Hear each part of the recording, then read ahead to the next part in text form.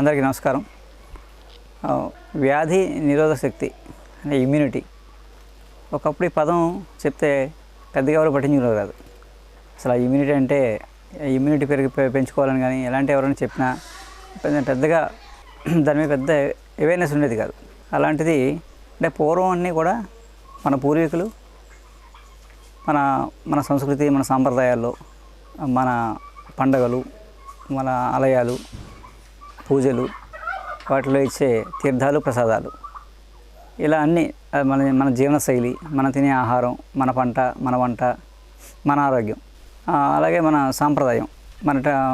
ఏ ప్రాంతానికి ఆ ప్రాంతానికి ఒక సాంప్రదాయం, ఆయా ప్రాంతాల్లో ఆయా ఆలయాలు, లేకపోతే దానికి తగ్గట్టుగా అక్కడ విధి విధానాలు ప్లస్ ప్రసాదాలు ఇలాంటివన్నీ క్రియేట్ చేసేవారు.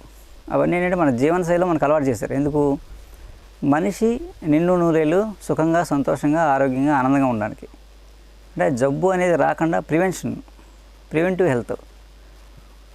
భారతదేశం ఒక్కటే 100 ఏళ్ళు దాటి హాయిగా బతకగలిగే అంత ఇక్కడ ప్రకృతి సిద్ధమైన జీవన శైలి ఉంది.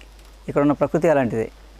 అందుకే పుణ్యభూమి, కర్మభూమి అంటారు. రాబోయే రోజుల్లో చాలా చాలా చాలా విపత్తులు వస్తాయని నాకు తెలుసు. మనిషి జీవనశైలి మారిపోతుంది, స్పీడ్ యుగంలో పడిపోయి ఇబ్బందులు పాలవుతాడు. అలా అవ్వకుండా ఉండడానికి ఒక జీవన శైలిలోనే మనకి అన్నీ ఆ ఇమ్యూనిటీ పెంచే సిస్టమ్ అంతా మనకి అలవాటు చేసి వెళ్ళారు. మంచినీళ్ళ దగ్గర నుంచి అన్నీ, పీల్చే గాలి దగ్గర గాలి కూడా అన్నిటినీ అలా మనకి సమకూర్చి వెళ్ళారు. ఈ నేచర్ని బాగా కనెక్ట్ అయి ఉండడు. ఈ పౌర్ణమిలు, అమావాస్యలు, తిథులు, నక్షత్రాలు, నోములు, వ్రతాలు, ఇలా ఎన్నో అన్నీ అలా అన్నిటితో పాటు మన వంటలు, ఆ చుట్టూ మనకి ఏం దొరుకుతాయో, మన నేచర్ ఏమిస్తుందో ఆహారం తీసుకోవడం, ఇలా ఉండేది. అవన్నీ అప్పట్లో ఏం చేశారంటే ఇమ్యూనిటీ అనో, రోగం రాకుండా ఉండడానికి ఇది చేయాలనో, లేదా మల్టీవిటమిన్స్ అనో ఇలాంటి పేర్లు పెట్టలేదు. అప్పుడే సైన్స్ అది. అదేంటంటే వాళ్ళు తెలుసు అవన్నీ చేస్తే మనిషి నిండు నూరేళ్ళు హాయిగా ఉంటాడు. అయితే ఇప్పుడు మనం అవన్నీ తెలుసుకోవాల్సిన పరిస్థితి వచ్చింది. అంటే మళ్ళీ వెనక్కి చూడాల్సిన అవసరం వచ్చింది ఇప్పుడు. ఎందుకంటే ఒక విపత్తు వచ్చి పడింది కదా, ఈ కరోనా అనే దాంతో మనం 2 ఏళ్ళుగా ఇబ్బంది పడుతున్నాం. ఇప్పుడు అందరికీ ఏంటంటే ప్రపంచం మొత్తం ఎవరు దాని గురించి పట్టించుకోని పదం ఇమ్యూనిటీ. అంటే వ్యాధి నిరోధక శక్తి. అది పెంచుకోవడం ఎలా? క్షణాల్లో పెంచేసుకోవాలి. ఏది దొరుకుతుంది, ఇది తింటే పెరుగుద్ది అంటే మనం దాని మీద పడుతున్నాం. మనకి ఇలాంటి సిచ్యువేషన్స్ మనం ప్రతి 100 ఏళ్ళకి ఒక అటాక్ వస్తుంది చెప్పారు ఇప్పుడు దాకా. ప్రతి 100 ఏళ్ళకి ఒక ఇలాంటి సార్స్ అనో, ప్లేగ్ అనో ఏవో వస్తున్నాయి, 100 ఏళ్ళకి ఒకసారి వచ్చి ఈ ప్రభావం చూపి వెళ్ళిపోతున్నాయని. సో అలాంటిది 100 ఏళ్ళ తర్వాత మళ్ళీ వచ్చింది కరోనా అని చెప్తున్నారు. సరే, బాగానే ఉంది. అయితే ఎన్ని వచ్చినా తట్టుకునేలా ఉండడానికి మన పూర్వీకులు మనకు ఎంతో విజ్ఞానం ఇచ్చారు. ఇప్పుడు ఏం చేస్తున్నాం మనం? ఇప్పుడు ప్రాబ్లం వచ్చింది కాబట్టి ఆలోచిస్తున్నాం, దీని మీద తీవ్రంగా ఆలోచిస్తున్నాం. మనిషి ఒక భయం, అవసరం ఎంతైనా తెగిస్తాం అన్నమాట మనిషికి. సరే, ఏంటి పరిస్థితి ఇప్పుడు? ఈ ఉన్న ప్రాబ్లం నుంచి ఎలా బయటపడాలి అంటే ఒక సొల్యూషన్ ఏం చెప్తారు వాళ్ళు? సామాజిక దూరం పాటించండి, మాస్క్ పెట్టుకోండి, చక్కగా ఎవరు ఎక్కువ తిరగద్దు, దాంతోపాటు మంచి ఆహారం తీసుకోండి, ఇమ్యూనిటీ పెరిగేలా చూసుకోండి, ఆ విటమిన్ టాబ్లెట్ వాడండి, ఈ టాబ్లెట్ వాడండి అని చెప్తారు. లేకపోతే ఆహారం తినండి, ఆపోలు తింటే ఈ మంచిదని చెప్తారు. చెప్పి ఇంకా ఉన్న ఏకైక సొల్యూషన్ ఏంటంటే వ్యాక్సిన్ వేసుకుంటే ఇంకా పరిష్కారం సైంటిఫిక్గా కనిపెట్టింది ఇప్పుడు కలియుగంలో వ్యాక్సిన్ అనే పదం. సో వ్యాక్సిన్ కనిపెట్టారు, బాగానే ఉంది. ఈసారి కరోనా వచ్చి కరోనా వ్యాక్సిన్ వేసుకున్నాం. అది కూడా 1 ఇయర్ కన్నా పనిచేయదు, మళ్ళీ 1 ఇయర్ తర్వాత వేసుకోవాలని చెప్తున్నారు. ఈ కరోనా ఈ ఫస్ట్ వేవ్, సెకండ్ వేవ్ అన్నారు, థర్డ్ వేవ్ కూడా రాబోతుందన్నారు. అసలు ఇది ఎప్పుడు అంతమంది ఎవరో తెలియదు. ఎందుకంటే మన శరీరంలో ఇమ్యూనిటీ బిల్డ్ అవ్వడం సేపు ఇలాంటి వైరస్ అటాక్ చేస్తూనే ఉంటాయి. ఈరోజు కరోనా అయిపోయింది, రేపు ఇంకోటి వస్తుంది, దానికి ఇంకో వ్యాక్సిన్. ఇలా ఎన్ని వైరస్ వస్తాయి, ఎన్ని వ్యాక్సిన్ చేసుకుంటాం మనం? అసలు ఏంటంటే ఎప్పుడు సమస్యకి పరిష్కారం మన పక్కనే ఉంటుంది, దాని పక్కనే ఉంటుంది. ఆ పరిష్కారం ఏంటంటే వారికే ఉంటుంది. ప్రతి మనిషిలో, ప్రతి జీవిలో ఆ పరిష్కారం ఉంది ఈ వైరస్ నుంచి బయటపడడానికి. అదేంటి? మనలో ఉండే ఇమ్యూనిటీ, వ్యాధి నిరోధక శక్తి మనం ఇంప్రూవ్ చేసుకుంటే ఎన్ని వైరస్ వచ్చినా, ఎన్ని వ్యాక్సిన్ చేసుకోకర్లే, ఎన్ని వైరస్ వచ్చినా మనం ఏం చేయవు. ఆ ఇమ్యూనిటీ పెంచుకోవాలి. ఇప్పుడు చూడండి, పశువులు, పక్షులు, జంతువులు ఉన్నాయి, అవేమైనా మాస్క్ పెట్టుకుంటున్నాయా? లేదా మన పక్కనే ఉన్నాయి, అవి హ్యాపీగా జీవిస్తున్నాయి, వాటికి ఏ భయం లేదు. ఏమైనా చచ్చిపోయిపోయినా ఏమైనా వాటికి ఏమైనా వైరస్ వచ్చి ఒక్క జీవి చావలేదు. అవి చాలా ప్రశాంతంగా ఉన్నాయి. ఇంతకుముందు కన్నా ఇప్పుడు హ్యాపీగా ఉన్నాయి. ఎందుకున్నాయంటే వాటికి ఇమ్యూనిటీ బాగుంది. ఇమ్యూనిటీ ఎందుకు బాగుంది? అవి చక్కగా నేచర్తో కలిసి జీవిస్తున్నాయి, నేచర్తో పాటు జీవిస్తున్నాయి. నేచర్లో ఏం దొరుకుతాయి అవి తింటున్నాయి. అవి ఎప్పుడు ఆకలి అప్పుడు తింటాయి. ఉంది కదా నువ్వు ఊరికి తినేవు. ఎప్పుడు ఆకలి వేస్తుందో ఆకలి వేసినప్పుడే వేటకి వెళ్తాయి, ఆకలి వేసినప్పుడే ఆహారానికి వెళ్తాయి, దాహం వేస్తేనే నీళ్ళకి వెళ్తాయి. అవన్నీ కూడా సహసిద్ధంగా దొరికే వాటితో తాగుతాయి. నీళ్ళు ఏమో మినరల్ వాటర్ తాగవు. అలాగే ఏమైనా చార్ట్ పెట్టుకుని డైటింగ్ చార్ట్ పెట్టుకుని అదేమో ఫాలో అవ్వవు. అన్నిటినీ శాసించే మనిషి దిక్కులేని పరిస్థితి అయిపోయింది ఇప్పుడు. మన ముందు అవి చాలా హ్యాపీగా దిగుతున్నాయి. అలా ఎందుకు అయిందంటే మన ఇమ్యూనిటీ మనకి సరిగా లేకపోవడమే, పెంచుకోలేకపోవడమే. ఇమ్యూనిటీ పెరగడానికి అందరూ కేవలం ఏమనుకుంటారంటే ఏవో తింటే పెరిగిపోద్దనో, లేదా మందులు వేసుకుంటే పెరిగిపోద్దనో, మంచి గాలి పీలిస్తే పెరిగిపోద్దనో, ఎక్సర్సైజ్ అయితే పెరిగిపోద్దనో అనుకుంటారు. సరే వీటన్నిటికన్నా ధైర్యంగా ఉంటే నువ్వు ఏం తినవో తినకపో ఇమ్యూనిటీ అద్భుతంగా పెరుగుతుంది. అదే భయం పడ్డామనుకో ఈ ఇమ్యూనిటీ ఎంత ఉన్నా సరే ఒక్క రోజులో కుప్పకూలిపోద్ది అన్నమాట మీ ఇమ్యూనిటీ. నీకు 6 నెలల పాటు నువ్వు ఇమ్యూనిటీ డెవలప్ చేసుకుని ఒక 3 రోజులు భయపడ్డావు అనుకో, తీవ్ర భయం, 3 రోజుల్లో నీ ఇమ్యూనిటీ అంతా పోద్ది, ఇమ్యూనిటీ వ్యవస్థ అంతా పోద్ది అనమాట. ముందు ధైర్యంగా ఉండాలి, తర్వాత మన జీవనశైలి బాగుండాలి. తినే టైము, పడుకునే టైము, ఎప్పుడు ఆకలిస్తే అంతే తినాలి. ఇప్పుడు పరిస్థితి ఏంటంటే అందరం 4 గోడల మధ్యలో ఉండిపోయాం. పిల్లలు పెద్దలు అందరూ కూడా 90% పీపుల్ ఒక 4 గోడల మధ్యలో ఉండిపోయి ఒక సెల్లే ప్రపంచం మనకి. అసలు నేచర్తో కనెక్ట్ అయ్యేది లేదు. సరిగా ఎండ చూడడం, సూర్యోదయం చూడడం, సూర్యాస్తమయం చూడడం, పౌర్ణమి చూడడం, నక్షత్రాలను చూడడం, అంటే అలాంటి పరిస్థితి అయిపోయింది. సరైన గాలి, ప్యూర్ ఆక్సిజన్ పీల్చలేము. ఇలాంటి పరిస్థితుల్లో మనం విపరీతమైన స్ట్రెస్, పరుగులు, చిన్న పిల్లలప్పటి నుంచి అందరికీ పరుగే, భయం, పెద్దదానికి చిన్నదానికి భయం. ఈ అన్నిటి వల్ల ఏంటంటే ఇమ్యూనిటీ బాగా క్షీణించిపోయింది అనమాట. సో ఇవన్నీ మళ్ళీ పెంచుకోవాలంటే మనం ముందు భయాన్ని విడిచి కనీసం వారానికి ఒకసారైనా నేచర్ కనెక్ట్ అవ్వాలి మనం.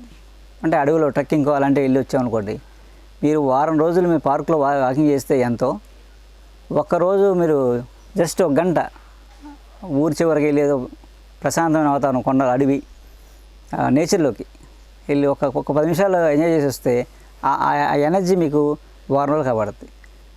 అలాగే ఫుల్ ఒక వీక్, నెలకు 2 సార్లు ట్రెక్కింగ్ వెళ్ళారనుకోండి, ఆ నెలంతా హ్యాపీ. అలా 1 సంవత్సరం వెళ్ళారనుకోండి, మీకు 10 ఏళ్ళు ఇమ్యూనిటీ పెరుగుతుంది అనమాట. ఎక్కువగా మన ఆలయాల్లో ఇచ్చే ప్రసాదాలు, తీర్థాలు ఇవి చాలా ఇమ్యూనిటీ పెంచుతాయి మామూలుగా అయితే. అంటే ఈ ఒక హిందూ దేవాలయాన్ని కాదు, అన్ని చోట్ల ప్రతి మతంలోనే ఒక ఆచారంగా వాళ్ళకి ఏదో ప్రసాదం ఉంటుంది. అది ఏదైనా అవ్వచ్చు.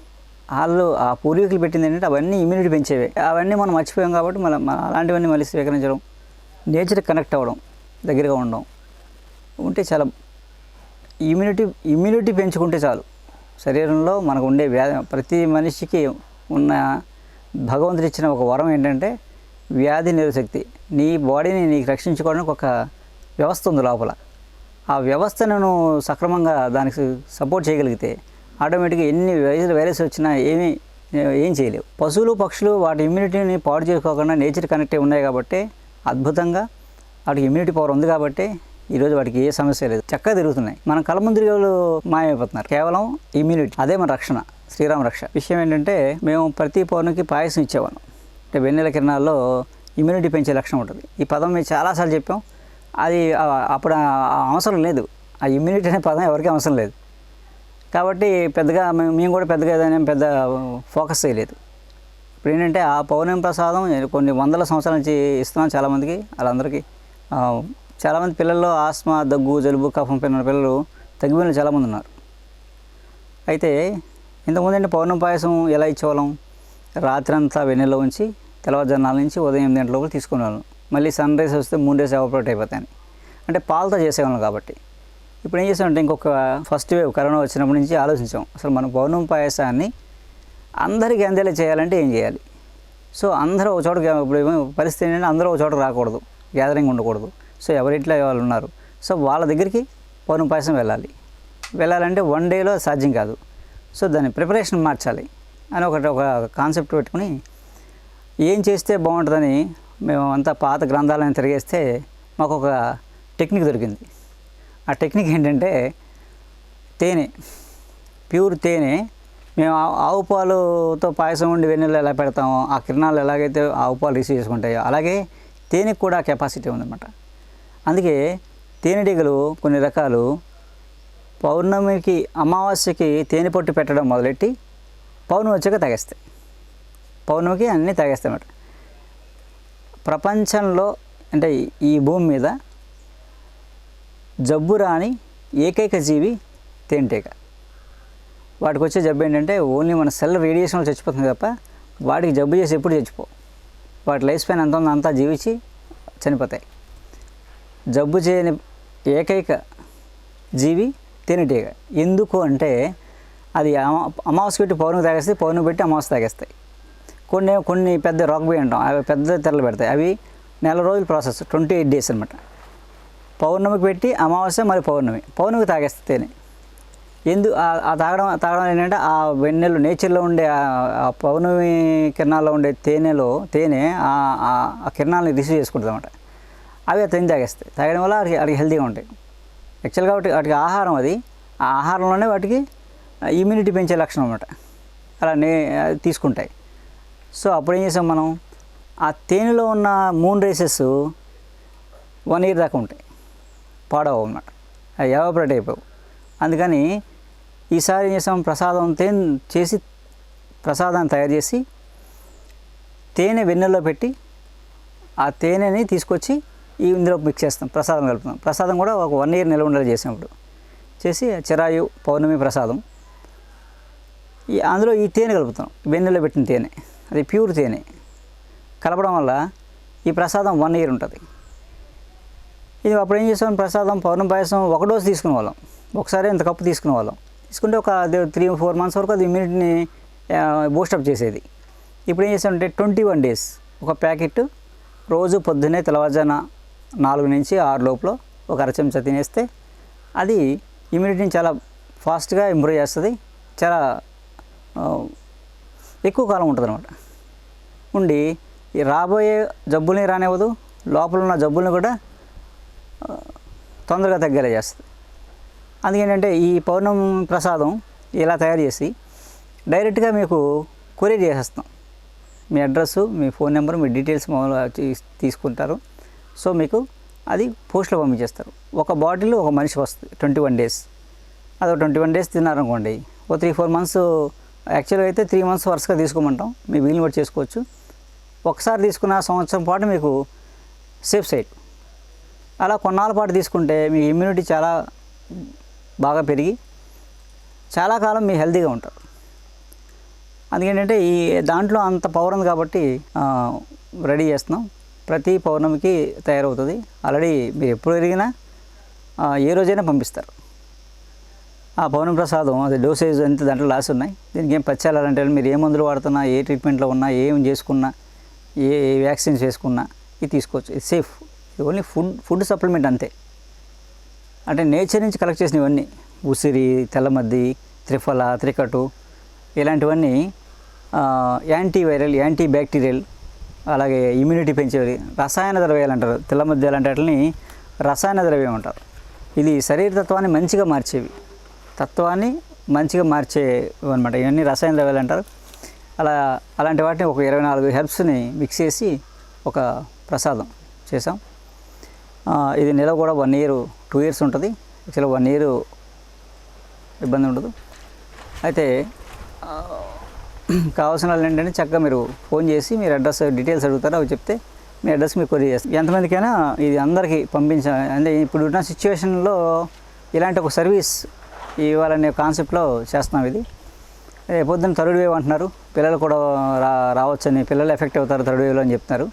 కాబట్టి సైంటిస్ట్ చెప్పినప్పుడు నిజం అవుతుంటుంది. ఫస్ట్లో అన్నారు పెద్దవాళ్ళకి ఎఫెక్ట్ ఉంటుంది అన్నారు, 50 years అబోవ్ అందరూ జాగ్రత్తగా ఉండండి, వాళ్ళకి అటాక్ వస్తుంది. అలాగే జరిగింది. తర్వాత ఏమో మిడిల్ ఏజ్ అన్నారు, ఇప్పుడు అదే జరిగింది. నెక్స్ట్ థర్డ్ వేవ్ అంటున్నారు. ఆ థర్డ్ వేవ్ కూడా పిల్లల మీద ఎక్కువ ప్రభావం చూపిస్తే జాగ్రత్తగా ఉండని చెప్తున్నారు. సో ఏంటంటే మనం పిల్లల్ని రక్షించుకోవడానికి చక్కగా వాళ్ళకి మంచి ఇమ్యూనిటీ పెరిగే ఆహారం అవి పెట్టి ప్రశాంతంగా వాళ్ళకి భయం లేకుండా ముందు మంచి ఆటలు ఆడిస్తే ఇమ్యూనిటీ బాగా పెరుగుతుంది. దాంతోపాటు ఇలాంటివి కూడా మీరు పిల్లలకు కూడా ఇవ్వచ్చు. సో అది ఈ పౌర్ణమి పాయసం ఇంక ఇలా కంటిన్యూ ఎన్ని సంవత్సరాలైనా మేము ఇది కంటిన్యూ చేస్తాం. ఏంటంటే పౌర్ణమి పాయసం ఎవరు రావక్కర్లేదు. చాలామంది పౌర్ణమి పాయసం కావాలి వస్తాము వచ్చి తీసుకుంటాం అని ఇంతకుముందు ఖచ్చితంగా వచ్చి ఇక్కడ ఉండి వింటేనే నైట్ ఇస్తాం లేకపోతే ఇవ్వమని చెప్పేవాళ్ళం. ఇప్పుడు ఏంటంటే కాలానుగుణంగా మనం మారాలి. అందుకని సరే అలా అని శాస్త్రాన్ని విడిపోకుండా శాస్త్రోక్తంగా ఈ మనం చేయడం జరిగింది. అందరికీ నమస్కారం.